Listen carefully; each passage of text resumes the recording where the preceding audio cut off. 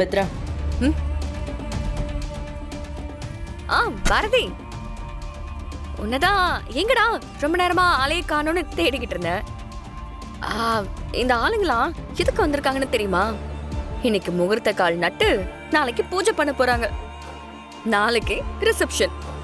நாளைக்கு காலையில எனக்கும் ஆதிக்கும் கல்யாணம். மண்டபத்துல எல்லா ஏற்பாடும் நடந்துகிட்டு இருக்கு.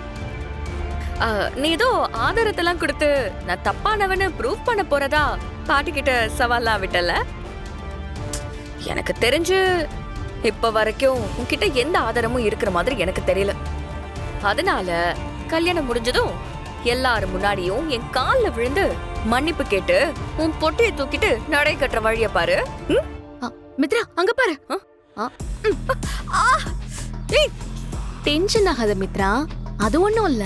இந்த புத்தி கலங்கி போய் கண்டதெல்லாம் வாயில வரதெல்லாம் பேசுறப்போ பின்னாடி மண்டையில ஓங்கி ஒரு தட்டு தட்டுனா எல்லாம் நார்மல் ஆயிடும்னு இதுக்கு முன்னாடி பெரியவங்க எல்லாம் சொல்லிருக்காங்க. அதான் ஒரு வாட்டி வச்சேன்.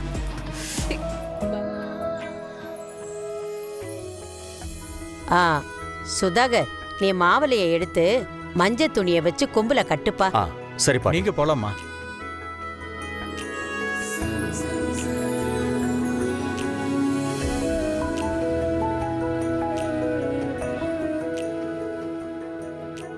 பவானி, கீழே இருக்கிற மல்லிகைப்பூவை எடுத்து மாவளை மேல கட்டி விடுமா.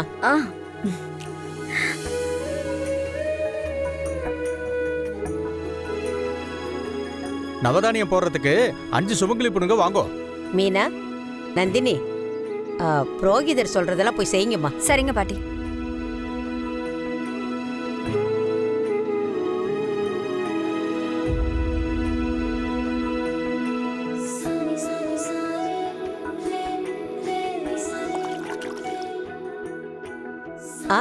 பாரதி, நீ ஏமா நின்னுகிட்டு இருக்க? ஒரு ஆள் குறையுது பாரு.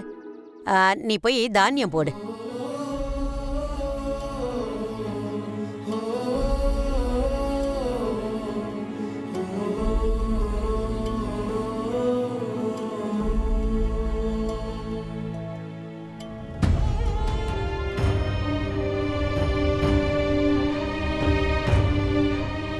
ஒரு வழியா முகூர்த்த காலுக்கு பூஜை பண்ணியாச்சு. இப்பதான் என் மனசுக்கு சந்தோஷமா இருக்கு. நாளைக்கு பொண்ணு மாப்பிள்ள கல்யாண ஊர்வலம் போகணும். மண்டபத்துல ரிசப்ஷன் இருக்கு. அப்பப்பா, கல்யாண வேலை தலைக்கு மேல இருக்கு. வாங்க, வந்து மீதி இருக்கிற வேலையெல்லாம் பார்த்தாகணும். வாங்க போலாம். சுதாகர், புரோகிதருக்கு என்ன கொடுக்கணுமோ கொடுங்க. நான் பாத்துக்கிறேன். எல்லாரும் உள்ள கூட்டிட்டு எல்லாரும் உள்ள போலாம். ஐயா வாங்க வாங்க.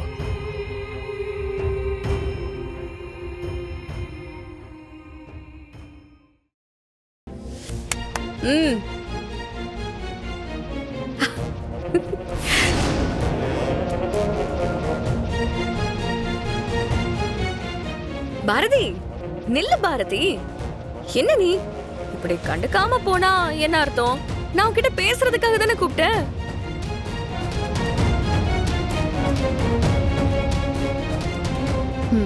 சொல். உன்னை பார்த்தா எனக்கே ரொம்ப பாவமா இருக்கு பாரதி. நீ பாவப்படுற அளவுக்குலாம் என் நிலைமை ஒண்ணும் மோசமா இல்ல மித்ரா. நான் நல்லா தான் இருக்கேன். என்ன விஷயம்? உனக்கு என்கிட்ட ஏதாச்சும் சொல்லணும்னா சொல்லு. நீ நடக்காதுன்னு சொன்ன ஒவ்வொரு விஷயமும் ஒன்னொன்னா நடந்துகிட்டே இருக்கு பாத்தியா? யோ, கொஞ்சமாவது உனக்கு அறிவு இருக்கா? கல்யாணத்துக்கு வச்சிருக்கிற முகூர்த்த கால்ல இப்படி ஸ்பீக்கரை கட்டி வச்சிருக்க. மன்னிச்சிருங்கம்மா, இன்னும் கொஞ்ச நேரத்துல மீட்டிங் ஆரம்பிச்சிடும். முடிஞ்ச உடனே நான் கைட்டிடுறேன். இல்லப்பா, என்னைய அடிச்சிட்டியா? ஹலோ மேடம், என்ன பேசிட்டு இருக்கும்போதே அடிக்கிறீங்க? ஏய், நீ பண்ற காரியத்துக்கு உன்னை அப்படியே அடிக்காம என்ன பண்ண சொல்ற? என்ன விளையாடிட்டு இருக்கீங்களா? மரியாதையா இத உடனே கழட்டிட்டு இங்க இருந்து போயிருங்க. எனக்கு நாளைக்கு கல்யாணம். அதுக்குள்ள இப்படி ஏதோ அபசகுணம் மாதிரி பண்ணி வச்சிருக்கீங்க. ஆளுங்கட்சி மேலேயே கை வச்சுட்டல. இரு, இந்த ஸ்பீக்கரை நீ எப்படி காட்டுறன்னு நான் பார்க்குறேன். மீட்டிங் முடிஞ்சதுக்கு அப்புறம் தான் காட்ட முடியும். என்ன பண்ணுவ? Hello, mike testing. தலைவரை நல்லா கேக்குதா? இந்த வீட்டில் நடக்க போற கல்யாணம் நடக்கவே நடக்காது. ஸ்பீக்கர் மேலேயே கை வச்சுட்டல, இரு இந்த ஸ்பீக்கரை நீ எப்படி கேட்டுறன்னு பார்க்குறேன். ஆங்காங்கே மக்களிடம் நேரடியாக சென்று குறைகளை கேட்டறிந்து வருகிறோம். ஏய் மீனா, என்னடி இந்த வீட்ல எல்லாமே வித்தியாசமா நடக்குது? மித்ரா வாயை வச்சுக்கிட்டு சும்மா இல்லாம இப்படி பண்ணி வச்சிருக்கா. என்னத்த சொல்றது? என்ன இவ? மீனா, குடிக்க கொஞ்சம் தண்ணி கொண்டு வாமா. இத கொண்டு வரேன் பாட்டி. ஒரு சிலர் கட்சிக்காரர் என்று கூட பார்க்காமல் மரியாதையின்றி நடந்து கொள்கிறார்கள். அவர்களை நாங்கள் வன்மையாக கண்டிக்கின்றோம். சுதாகர், இன்னும் எவ்வளவு நேரத்துக்கு தான் இப்படியே கத்திக்கிட்டு இருப்பாங்க? என்ன பண்றது பாட்டி, எல்லாம் நம்ம நேரம். இந்த மித்ரா வாயை வச்சுக்கிட்டு சும்மா இருந்திருந்தா பவானி சொன்ன மாதிரி அவங்க கிட்ட கெஞ்சி கூத்தாடியாவது அந்த ஸ்பீக்கரை கலட்ட வச்சிருக்கலாம். இவ தான் அவசரப்பட்டு அடிச்சிட்டா. அதனாலதான் அவன் அரசியல்வாதின்னு காமிச்சிட்டு போயிட்டான்.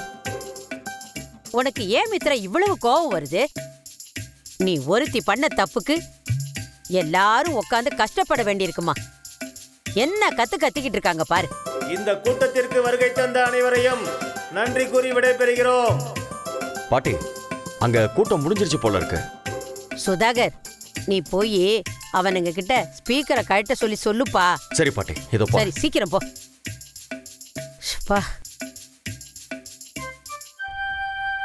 அப்பாடா, இப்பவாது முடிச்சானுங்களே.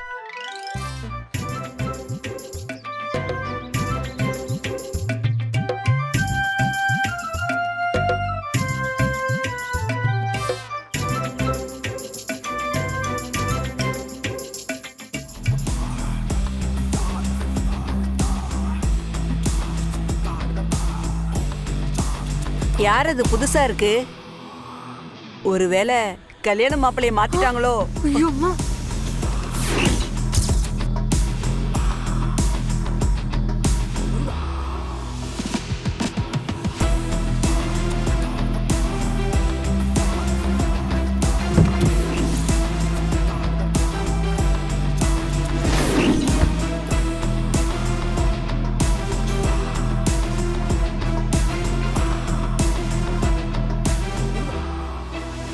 கரெக்டா கெஸ் பண்ணீங்கம்மா. மாப்பிள்ளையே தான். அமெரிக்கால இருந்து வந்திருக்கேன்.